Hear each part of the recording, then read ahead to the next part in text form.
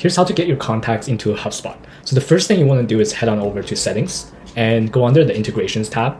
And you'll see there's 4 available to hook up. What you want to do is press add integrations and select the appropriate CRM that you're using. If you're using HubSpot, you can just click HubSpot and a new window will pop up to authorize the connection. And you just have to select your org and connect that, and then you'll be given access to import contacts.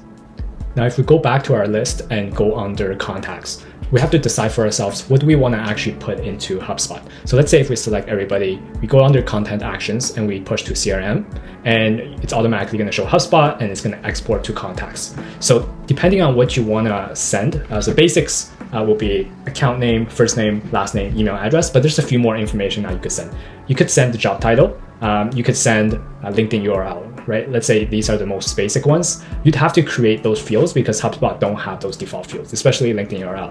So we have a setup guide here that's going to walk you through exactly how to set up some of these custom properties. So within HubSpot, you'll be able to hook that up. And for example, if you want to import LinkedIn URL, you have to set up a field called LavaReach LinkedIn URL, and that'll get synced into HubSpot.